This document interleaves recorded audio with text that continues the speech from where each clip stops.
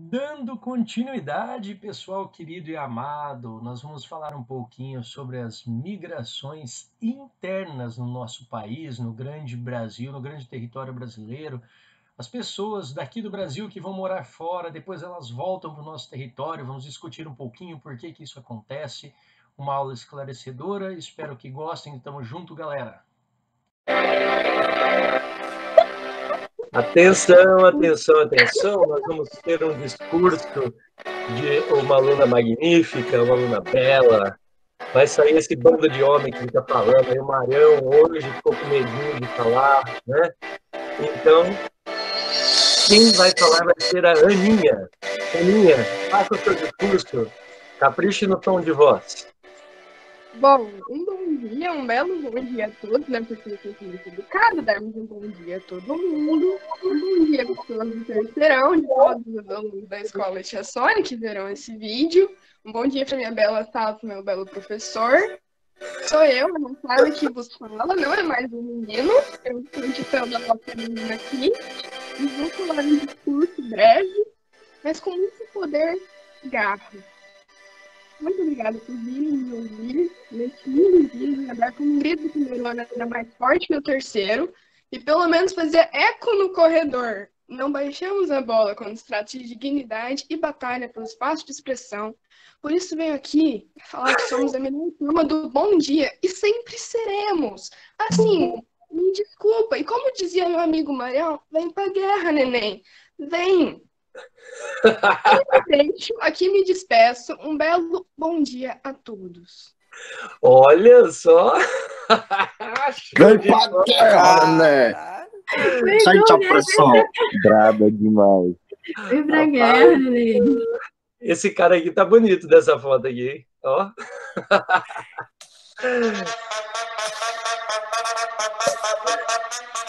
Olha só esse Maurício. Vamos lá, então, pessoal. Primeiramente, aquele que não pode... Primeiramente, aquele que não pode faltar, o de sempre, o matinal. O salve, salve, o imprescindível Tchararã. Bom dia! Bom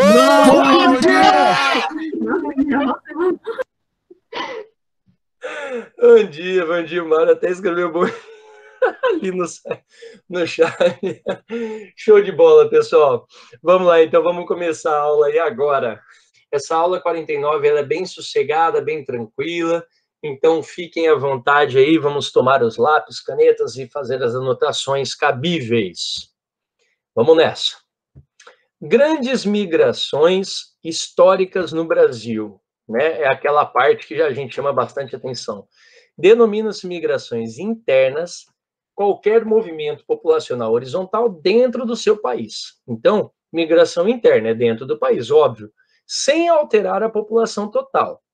Embora pode provocar, né, grandes mudanças econômicas e sociais nas áreas que estão recebendo as pessoas, né, que se fixam, e nas áreas que essas pessoas saíram. Então, nas áreas que as pessoas saem e nas áreas que as pessoas se fixam. Beleza? Vamos lá.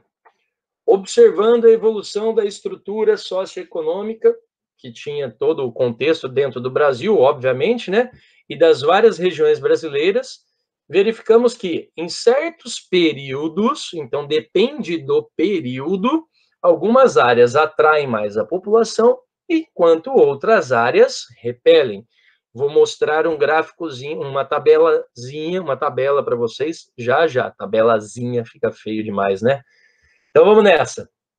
Existem vários movimentos interregionais relacionados aos fatores históricos, ou a períodos que determinam atividades, né, determinadas atividades, elas acabavam se sobressaindo sobre as que estavam acontecendo em outras regiões do Brasil, dando mais dinheiro, atraindo mais as pessoas para aquela região, né? Dentro do Brasil, nós temos várias, as fronteiras agrícolas, as fronteiras mineralógicas, o povo, por exemplo, saindo do Brasil inteiro indo trabalhar na região de Serra Pelada, atrás de ouro, a fronteira agrícola no Mato Grosso do Sul primeiro, depois no Mato Grosso, depois chega em Rondônia, né, sul do Pará, que é o famoso arco do desmatamento, que está muito na moda se falar dele, estamos falando aí na mídia nos dias atuais sobre o arco do desmatamento, né, graças a essa atividade agrícola e atividade da pecuária também, ocupação de terras do governo, ocupação de terras indígenas de forma ilegal, queimada da floresta amazônica, e aí vai, tá? Não deixa de ser uma forma de migração, beleza? Olha só esse gráficozinho aqui, eu vou deixar aqui para vocês poderem tirar print dessa tela, que isso aí é o resumo da aula, tá? O resumo da aula, ele funciona muito bem dessa forma aqui. Vamos lá, começando então. A primeira fase que nós temos dessas migrações interregionais vai ser de 1698 a 1760. Então, eu não vou falar todos os anos aqui para não ficar repetitivo, para não ficar pesado. Eu vou dar mais ênfase no que for acontecendo, tá? Período áureo da mineração. Então, o fenômeno, tá? Era mineração. Aonde tinha a região de repulsa? Repulsa, as pessoas que saem. Então, as pessoas estavam saindo do Planalto Paulista, traduzindo, saindo do estado de São Paulo e do Nordeste, indo para Minas Gerais, Mato Grosso e Goiás. Essa é aquela região que descobre ouro na região de Minas Gerais, tá? Aonde se cogita, inclusive, a hipótese de transferir a capital do Brasil para a cidade de Ouro Preto. Mas só que como não era litoral, então tinha todos aqueles problemas, eles acabaram construindo o que a gente chama de estrada real, tem hoje em dia, bem bonita a estrada real, dá para você fazer, saindo ali de Ouro Preto, você vai embora, vai bater lá no Rio de Janeiro, em Paraty, é uma estrada off-road, tá? É uma estrada difícil de fazer, você tem que fazer com veículo de tração 4x4, a maior parte dela, ou então a cavalo, tem gente que gosta de fazer caminhando, que aí já não é o que me apetece muito, né? Mas tem gente que gosta, e é bem bonito, as fazendas que tem no meio do caminho recebem as pessoas, é bem bacana, e você passa por todo esse período onde escoava a mineração brasileira, joia? Então, Minas Gerais, Mato Grosso e Goiás, a expansão, a área de atração para as pessoas irem buscar os minerais. Um segundo momento, que vai até 1860, é a expansão do café. Atenção, pessoal. A área de repulsão. Quem estava minerando olhou para o negócio da agricultura do café e falou, vou sair daqui, vou para o café. Aonde se destaca a região do café? Vale do Paraíba, né? Que é o vale ali, Taubaté, São José dos Campos, o pessoal brinca que é o pinico de São Paulo, né? Por que o pinico? Porque concentra todas as chuvas do estado de São Paulo, parece que descarrega tudo ali, né? Chove tudo nessa região. São Paulo, Rio de Janeiro, é ao longo da Via Dutra, a famosa BR-116, a Via Dutra ali, a rodovia. Joia? Bom, vamos lá.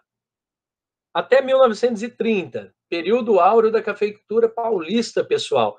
Área de repulsão, Nordeste e Sul do país. Então, Sul e o Nordeste do Brasil, tá todo mundo saindo dali, certo? Indo para onde? Para o Oeste paulista, a minha região ali, Bauru, Marília, Presidente Prudente, Ourinhos, e aí vai, tá? Ourinhos, inclusive, já é na fronteira mais próximo do Paraná e tudo vai. Beleza? É uma região que atraía muita população. De 1930, também destacando, né, esse período, a expansão da borracha no Brasil. Olha só que interessante, área de repulsão, Nordeste, especialmente Ceará. Tem muito cearense aonde? Na floresta amazônica. Moçada, numa visita minha ao Acre, eu constatei a presença maciça da cultura e do cearense, que foi trabalhar nesse período aqui no ciclo da borracha. É muito interessante, pessoal, eles foram trabalhar lá no ciclo da borracha, que foi um ciclo sustentado principalmente pelos Estados Unidos, que na época estava brigando com o Japão, e o Japão proibiu a Malásia e a Indonésia de vender borracha para os Estados Unidos. Então, automaticamente, obrigou os Estados Unidos a ajudar o Brasil a comprar da Bolívia o Acre. O Acre pertencia à Bolívia, o Brasil vai lá e compra, tem uma guerra, tudo mais, tal. E é um período aí descrito para vocês, tudo bem? Então, por que os Estados Unidos ajudou a comprar o Acre? O Acre era a região da Bolívia que mais produzia borracha. E como o Brasil já era parceiro comercial dos Estados Unidos na época, os Estados Unidos deu uma forçadinha de barra, o Brasil aceitou e foi lá e comprou, né, da Bolívia o Acre. Joia? Então, vamos lá. 1934 a 40, Surto do algodoeiro paulista, área de repulsão, Minas Gerais e Bahia, especificamente, área de atração, São Paulo. Então, como o próprio nome fala, é quando teve essa produção maciça de algodões no estado de São Paulo, que logo vai migrar para o estado do Mato Grosso do Sul e, posteriormente, para o estado do Mato Grosso também, tá? Importante ressaltar. 1945, Batalha da Borracha. Olha, atenção, novamente, um outro ciclo da borracha. É o período que envolve ali a Grande Guerra, a Segunda Grande Guerra Mundial, e acaba atraindo a necessidade por esse material, principalmente por parte dos Estados Unidos, né, que usava muita borracha na época da Segunda Guerra Mundial. Então, área de repulsão, o Nordeste, que acabava mandando mais nordestinos para a floresta amazônica. Por isso que indo na floresta amazônica, no Amazonas, no Pará, Roraima, Rondônia, Acre, esses lugares especificamente, o Amapá também tem bastante, mas não se destaca tanto como essas demais que eu comentei para vocês, né? Tem muito nordestino e muita cultura nordestina misturada com a região norte. Então, os hábitos nordestinos de alimentação foram transplantados também para a região norte, beleza, pessoal? Não só de alimentação, de cultura, música e assim vai, tá? Pós-guerra, industrialização, zona de repulsão nesse período aqui, a sexta fase, né, é o Nordeste, e área de atração, São Paulo e Rio, eixo Rio-São Paulo, onde você tem a grande concentração de indústrias. As migrações nas últimas décadas, pessoal, atenção, os fluxos migratórios são fenômenos demográficos brasileiros com um peso muito grande no processo de povoamento do país. Beleza. Primeiro, ao longo da faixa litorânea. Então, o primeiro lugar a ser ocupado no Brasil foi pelo litoral. Os portugueses não chegaram aqui voando, eles vieram com as naus portuguesas, com os navios, eles vieram pelo mar. E, posteriormente, foram levadas para o interior, áreas interiores, mas é posteriormente mesmo. O interior ele demora muito para ser ocupado por Portugal. Portugal correu um sério risco, inclusive, de perder suas terras, porque ele demorou muito em muitos lugares do Brasil, porque a terra era muito grande para pouco português, tá? E eles não conseguiam dominar essas terras. Então, vamos lá. Nas décadas de 1970 e 1980, o fluxo migratório para duas regiões menos povoadas, o centro-oeste e o norte do país. São as duas regiões, nessas décadas, que receberam muita gente, por dois motivos, né? Primeiro, as fronteiras agrícolas, que estavam crescendo muito e as demandas de terra eram muito baratas. Por exemplo, se a gente traduzisse para hoje, né, não precisa traduzir para o real, eu vou falar na época, você pagava uma fazenda na região centro-oeste, na época, lá um pouco acima de Cuiabá, né? Então não é muito distante.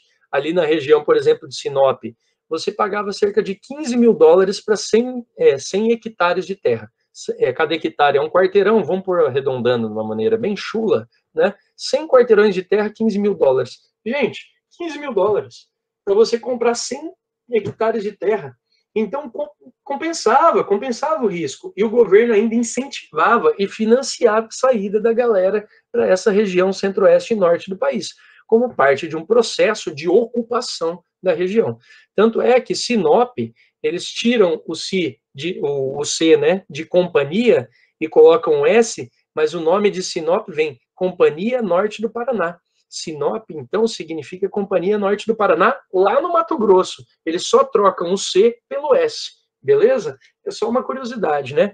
E projetos desenvolvimentistas. Novas cidades, cidades planejadas, Brasília, você pega Palmas também, Goiânia, né? São todas cidades que surgiram graças a essa expansão para o meio do país.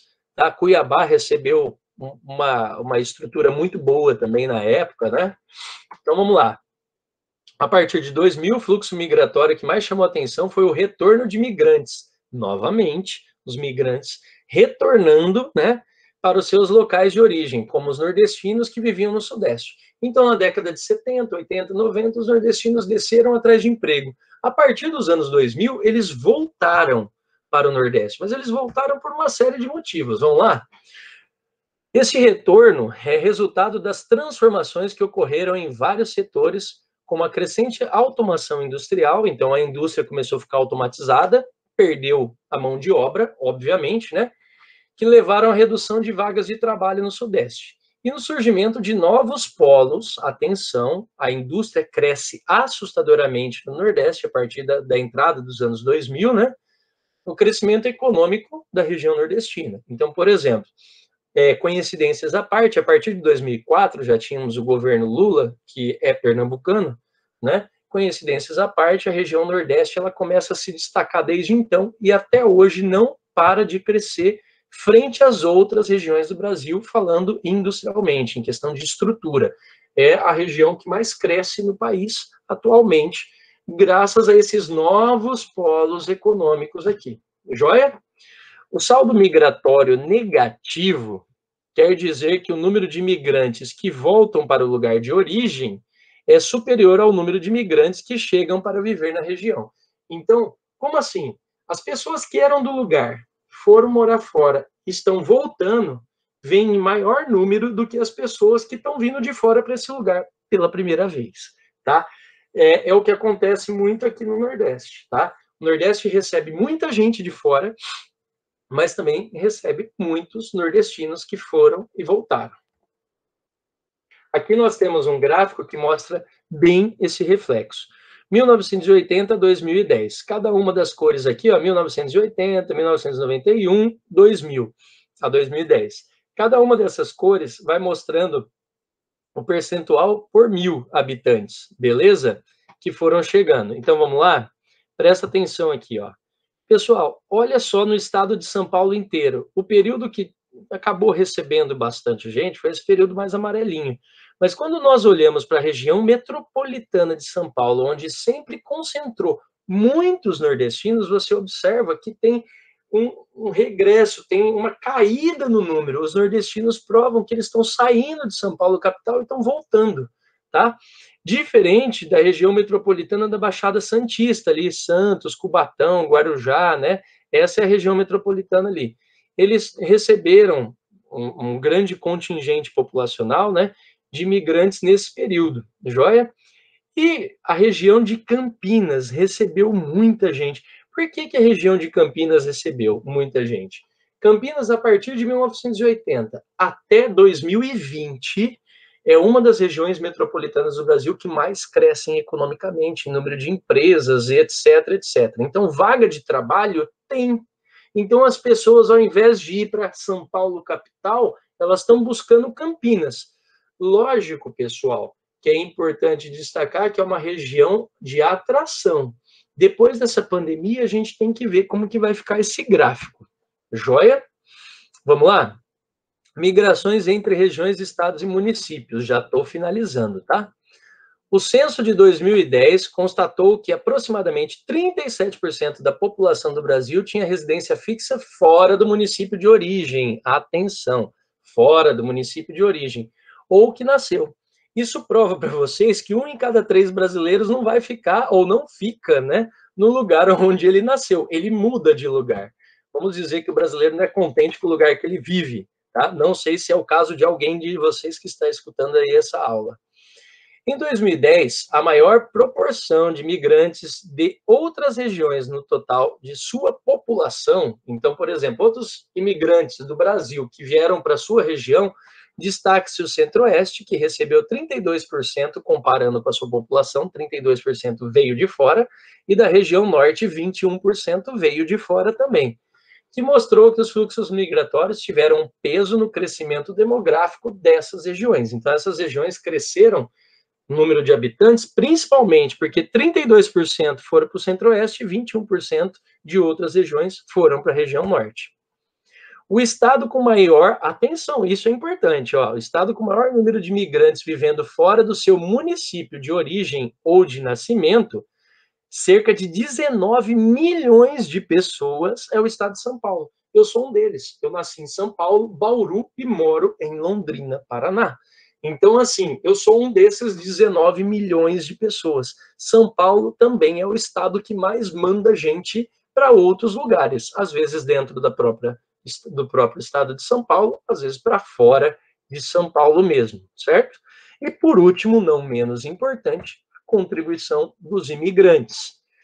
Os imigrantes, em escala nacional e internacional, desempenham um papel de grande importância econômica, pois quase sempre eles chegam no lugar de destino quando a economia está próspera. Ó, atenção, quando a economia está próspera. Pelo fato da economia estar próspera, tem muita mão de obra, então tem escassez, tem muita vaga de trabalho, né? Então tem escassez de mão de obra em vários setores da economia. E é aí que os imigrantes se dão bem. Eles chegam, entram no momento que o país está crescendo. Pode reparar, o país no mundo que aparece lá está crescendo, economia expandindo, todo mundo migra para aquele país para ganhar dinheiro, tá? Ou quem não tem problema de mudar de lugar, de localidade, de CEP, né, vamos dizer assim, vai já direto para esses lugares. Olha só que interessante. Os migrantes desempenham também um papel cultural. Isso é fundamental para fechar a aula, é fundamental que vocês prestem atenção. É um papel cultural importante, pois leva consigo um pouco da cultura e da origem do local, no lugar em que chegaram. Incorporam novos elementos culturais, não só para eles, mas para as pessoas que eles estão ali no lugar também, né? Como resultado dessa interação, verifica-se a ocorrência de uma reconstrução da cultura. Muda-se o perfil cultural local, graças à chegada desses imigrantes. Então, os imigrantes, eles também têm um papel de agregar e transformar o local onde nós estamos, beleza? Então, por isso que é ridículo nós temos preconceitos contra determinados grupos étnicos e culturais fora do nosso meio existente. Beleza? Então, sem xenofobia, sem preconceito, e vamos aproveitar a diversidade e a troca cultural que nós temos entre as populações. Fechou, moçada? Muito obrigado pela atenção, valeu, show de bola, espetacular, beijo no coração e abrindo para a pergunta. Muito boa aula, pessoal. Uma aula aí começando de uma maneira diferente, né? Gosto de todos vocês, foi uma aula perfeita. Muito obrigado pela atenção. Qualquer dúvida que vocês tenham, pode perguntar, tá? Deixe o seu like na aula, deixe sua curtida, compartilhe, enfim, se inscrevam no canal bem aqui, ó, tá? Não esqueçam, aqui nós temos as opções para vocês, para poderem escolher outras matérias para estarem assistindo, estudando e se preparando para os vestibulares. Um abraço, galera. Valeu!